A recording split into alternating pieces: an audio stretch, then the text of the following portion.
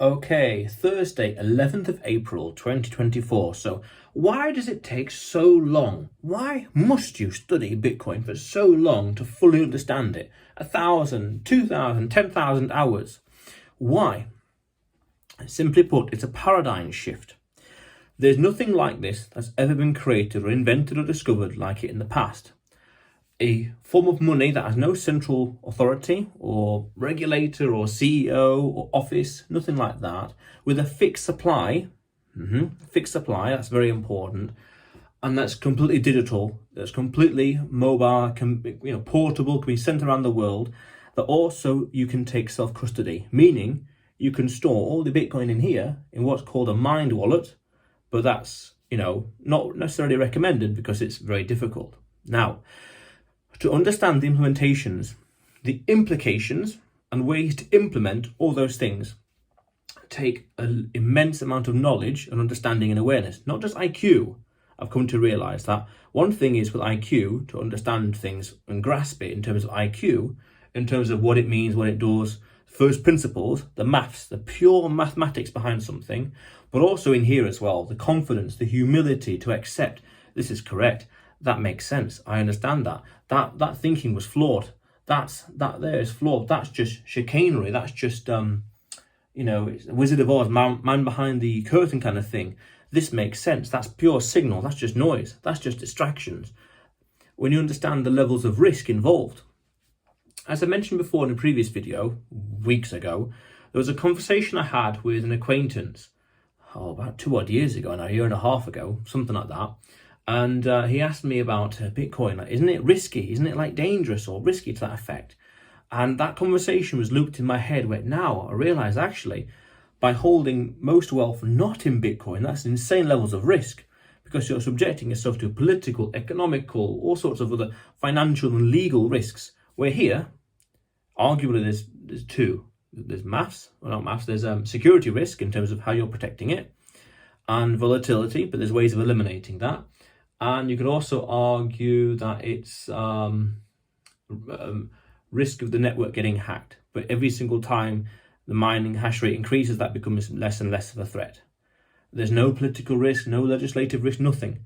And to fully understand what that means is powerful. So when I see people who talk about how property is an investment, it has all these benefits, but when you look at it through the lens of Bitcoin, you realize it's got these benefits here, but it's got all these negative things over here in terms of it's not portable, not divisible, not liquid.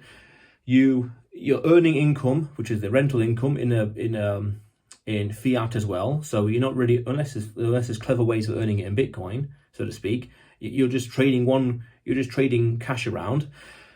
Dare I say it, monopoly money, just trading it around.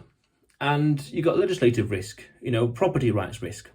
Okay, then when you look at stocks and shares, you got so many risks. You got supply chain, logistics, management, sales risks, people, all sorts of risks, all sorts of errors behind the scene, because these things are basically built on humans, human interaction, people. Whereas this Bitcoin is maths, and to fully understand that takes time, knowledge, IQ, awareness, understanding, humility.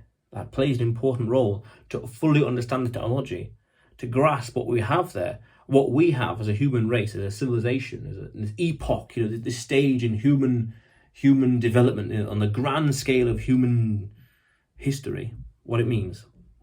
So what it means on the grand scale in terms of history and changing of mankind is powerful.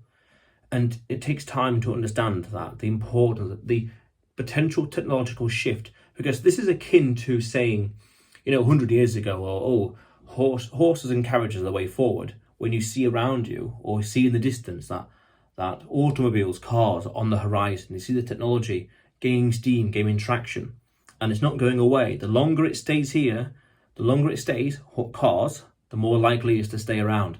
And the longer Bitcoin stays, the longer it's going to stay around, the more likely it is. I saw this amazing tweet. I couldn't tell you when, a year or 2 or 3 ago, something to that effect. 3 odd years ago, if anything. It said that the price of Bitcoin is a lagging indicator of humanity's understanding of money. The price of Bitcoin is a lagging indicator of humanity's understanding of money. Powerful stuff.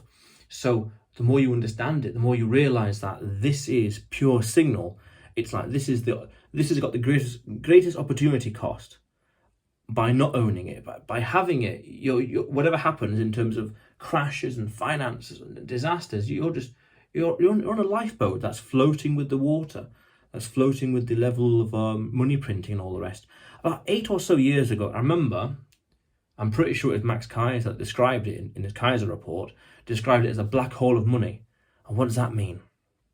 It means that all the money is going to go into it, finding a safe haven in terms of hedge against inflation, debasement, and hedge against entropy, going into that black hole, and it gets bigger and bigger because more and more people understand the value proposition that Bitcoin has. Again, it's a lagging indicator of mankind's understanding of money. So that means that they're going to go into it, more and more people. And because there's a fixed supply, which is mathematically enforced, that means there can't be any more ever created, which means that as the demand increases, well, the emission rate stays the same. Say, for example, as the price of gold goes up, more miners are incentivized to mine more gold, which brings more supply to the market, which equalizes the price, supply and demand imbalance. But here, no matter how high the price goes, because it's fixed supply, the miners can't issue more Bitcoin per block, every 10 or so minutes. So that's fixed. That's powerful. It's mathematically fixed. This is the first principle of Bitcoin. And because it's open source code, everyone can view it. Now, these things, this combination of technologies, have never been brought together. And Bitcoin itself is 40 or so years in the making of technology and history, and patents and technology and whatever else, and all sorts of innovations coming together.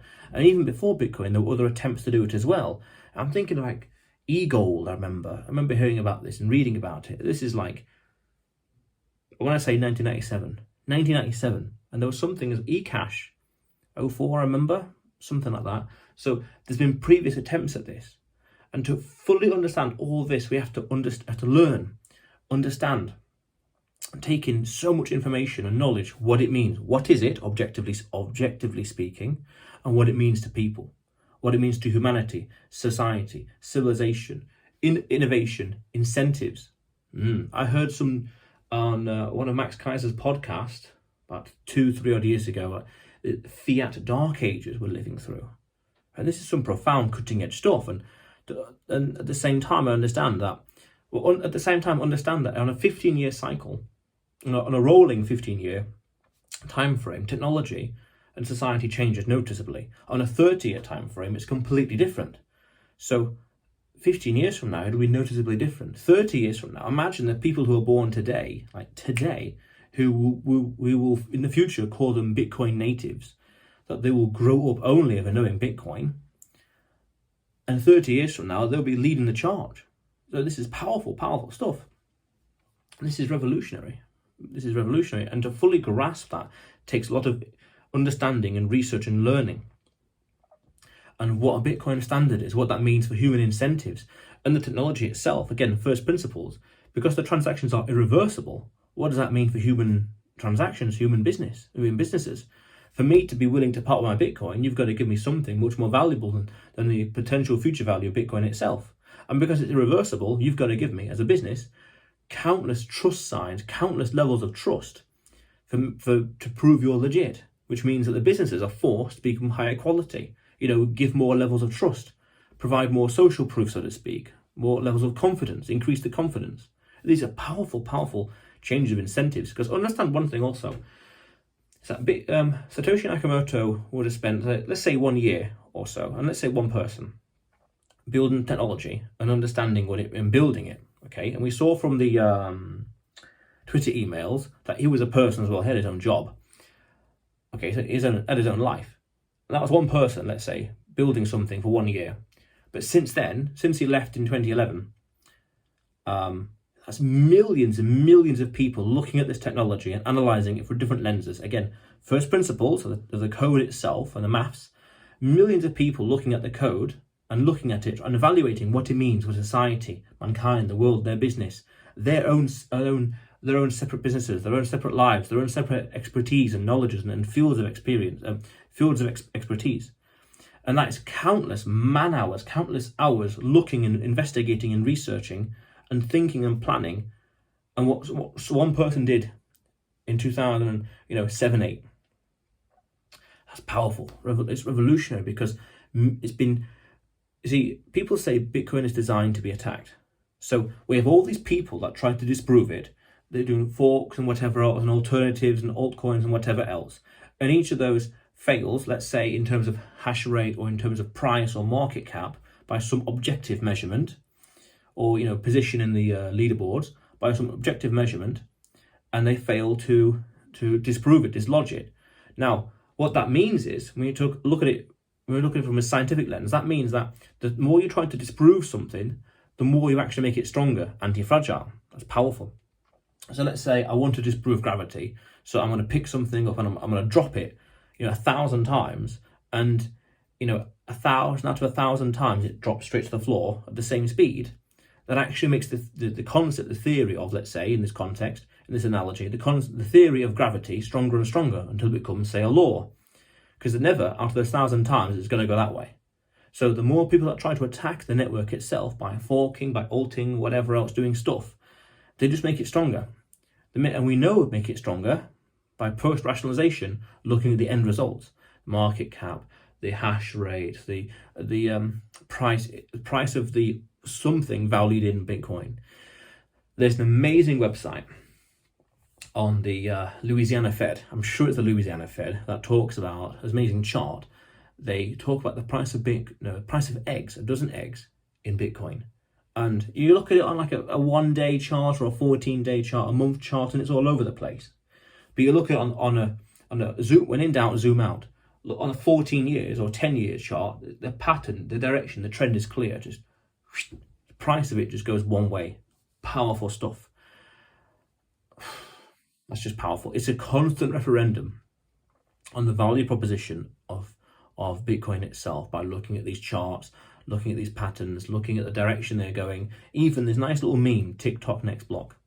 That's a referendum on the networks getting stronger and more reliable constantly. And it takes time to fully understand all these scientific, mathematical implications for society, mankind, humans, you name it. It takes time. And then what I've realized through my clients as well is not just here in terms of IQ, it's also here in terms of, in that context, confidence. But in this context, it's humility. To understand, yeah, that makes sense. This premise here was flawed. When we look at something through this lens, or that concept, or that way of thinking, then that means that this is flawed. That doesn't make sense. That's irrelevant. That's pointless. What's the point in that? This is better than that. Oh. And that takes time. Looking at the maths, the pure logic, maths and physics behind it, and being scientific, changes everything. Changes absolutely everything. There are ways that it will affect and change. There are ways that this technology will affect society in 15 to 30 years from now that right now we can't even enumerate, we can't even articulate, we can't even imagine. Powerful. Just how 15 years ago they couldn't have imagined, that we'd be at this stage today in terms of Lightning and Taproot and the ETF and whatever else, the level of understanding and awareness. They just couldn't imagine it. It's powerful. So 15 years from now, 30 years from now, it's going to be completely different. Never mind the upcoming halvening. That's just a footnote in history compared to what's happening in the future, in the long term. It's a mathematical revolution. It's a monetary revolution. It's a game changer, to say the least. Yeah, to put it mildly. But otherwise, you will see me tomorrow.